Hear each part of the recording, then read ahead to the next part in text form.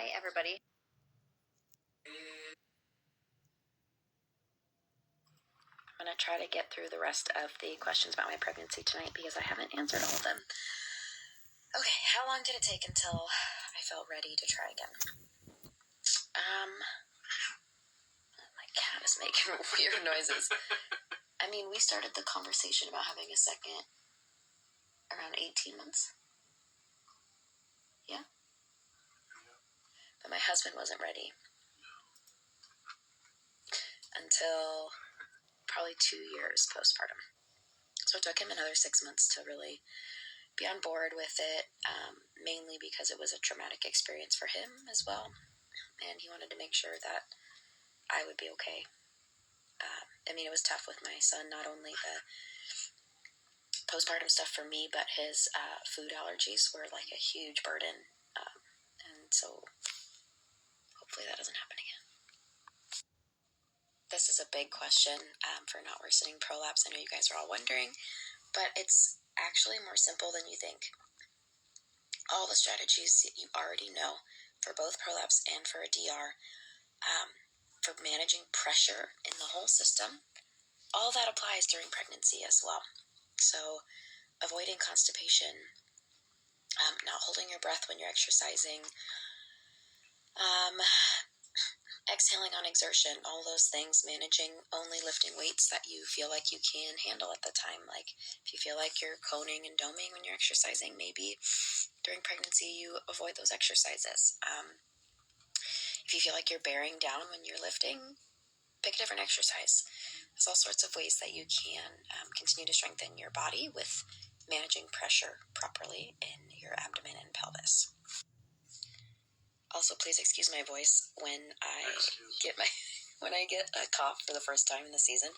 I usually end up with laryngitis, which my husband thinks is hilarious because my voice just totally goes. Okay, so what I'm most excited about, honestly, is like doing it again better. I was going to say birthday parties. Birthday parties will be fun because both of the kids are going to be born in the same month, probably. They'll be almost exactly 3 years apart. But I think there were so many things in the newborn phase that I missed out on because of what I was going through with my bladder, in and out of doctor's appointments, the ER,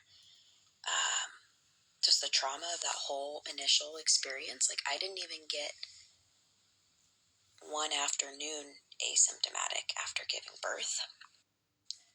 So yeah, because I was completely incontinent right from the beginning, I was immediately thrown into like a whole downward spiral of like, this is going to be my life now. I need to figure out what's going on. This isn't normal. No one's listening to me. I mean, I had so many doctor's appointments that first 2 weeks. It's just not like, that's not how it should have been. It should have been us at home, resting, relaxing with my son, getting to know him and enjoying newborn cuddles. And I spent all my newborn cuddles online trying to learn and connecting with other people and trying to figure out what was going on with my bladder. It was not fun, so I'm really looking forward to having that experience again, and hopefully it will be better this time. And then what I'm most nervous about, obviously I'm a little nervous about the delivery, because you never know what could happen. Like I have a plan, which I'll share with you guys. I know a lot of the questions were, what are you going to do? Which I will get to. But to be totally honest with you, I'm not as worried about my prolapse as I am about infant food allergies. Because the prolapse stuff, I was able to manage that pretty well. My husband's looking at me. What? Yeah, he agrees. It was horrendous, you guys. It was really a really scary time. And I was so consumed, and my OCD was really in full force over it. And I was just, we saw specialist after specialist, and no one was listening to me. And I still think what I did was correct, but it was one of the hardest things I have ever done. I've had a lot of new followers since I've shared anything about my son's allergies, really. So he was FPIAP to basically every food. It was horrific. I ate 5 foods for like 5 or 6 months straight because he had blood in his stool. And I was close to 100 pounds. Like, it was not good. And it affected my milk supply, which made me more stressed. But he didn't tolerate any formulas, and so, like, it was horrific. And so I'm honestly more nervous about feeding this child than about my pelvic floor.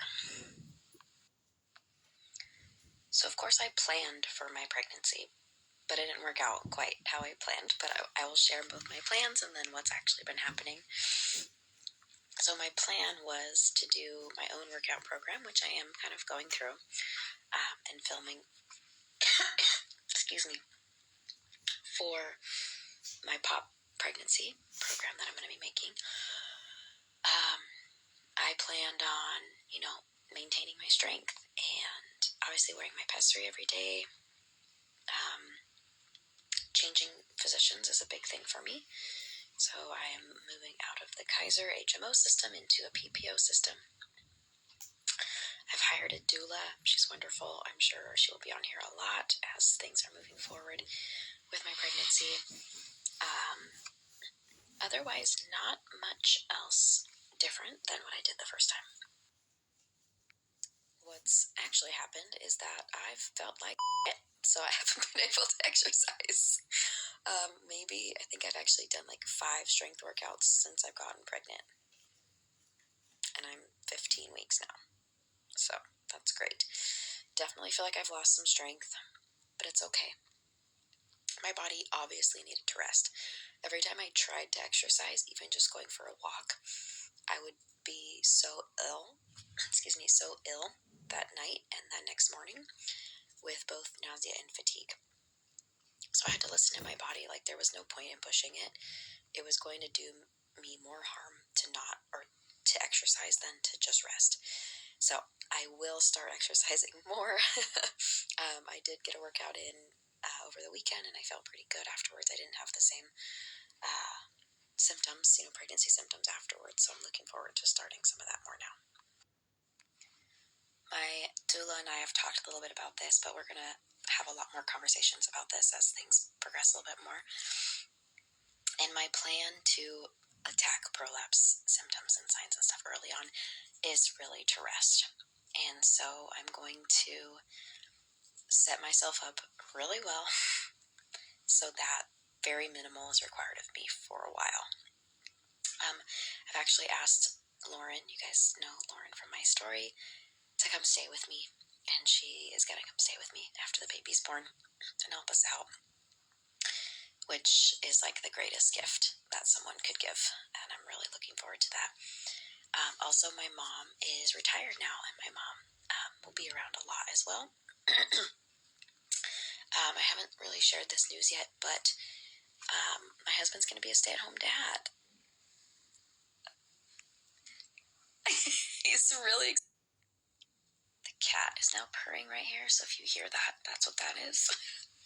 Anyways, my husband has always desired to be a stay-at-home parent, and I have never really had that desire deep in my heart, and this just makes more sense for us. We definitely wanted one of us to be able to stay home with 2 kids if and when we had to, and it makes more sense financially to do it this way and get our son out of daycare. My husband will be home with the kids for a couple years, and we're really blessed that we have the option and the opportunity to do this. And I'm so excited to know that he's going to be around for more than just a couple weeks, because I would probably be very stressed about what was going to happen, because our 2-year-old is very high energy, and yeah, we just need a lot of it. This was a 2-question one. It was basically saying, like, I feel like this is such a hard thing to determine for people with prolapse, so when you feel ready for a second. I always wanted to, but this diagnosis definitely made me reconsider that. for a while until I realized, like, I was able to rehab my body pretty well. Like, I really don't live with any huge restrictions on my life. Obviously right now, sorry, I have a cough drop. Obviously right now I do. I'm being careful with lifting and things like that. And I would say the only thing that I was really cautious of doing for the last 2 years that I would like think twice about was lifting something really heavy. Like, I don't really move furniture with my husband anymore.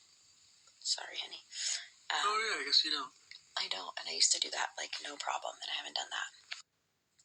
I also really, really needed my mental health to be in a good spot. And that took a long time too. And I feel like I was in a really good place when I decided that we wanted to have another.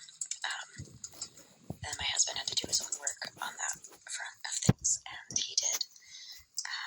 And now that I'm pregnant, I'm feeling a little off. I'm seeing my therapist more, which is wonderful. She's really helping me a lot. She and I have also established a postpartum plan for combating postpartum depression, anxiety, and OCD, and the things that I dealt with the first time around. So I felt like I trusted my body. I knew that I could do it again if I needed to. And I felt like I had the right support around me that I didn't have early on, the first time. And so I know this will be different because of that. And the question everyone has been waiting for, how am I going to give birth to this baby? So my plan right now, which I reserve the right to change at any moment if I want to. Why are you laughing at me? I'm not. It's a good stipulation to have. It is a good stipulation to have.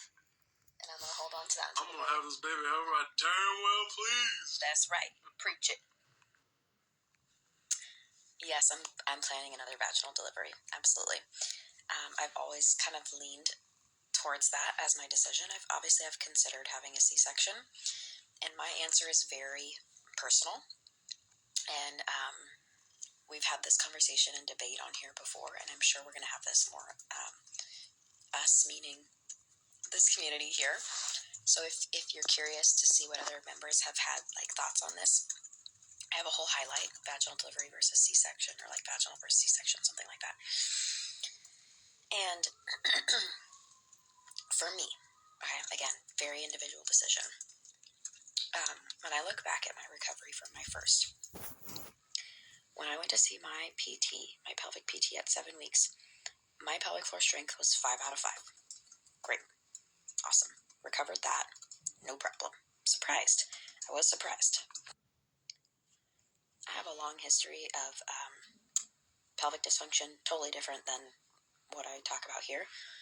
And so I was surprised at how well my pelvic floor rehabbed, but I think it's because I've done like a decade plus of work trying to address, the dysfunction that I had. And so I think I'd be able to do that again, unless obviously something happened, like an avulsion, a more serious tear. But those things are less likely to occur with a second delivery. But of course, it's always a risk, right? There's a risk with any birth.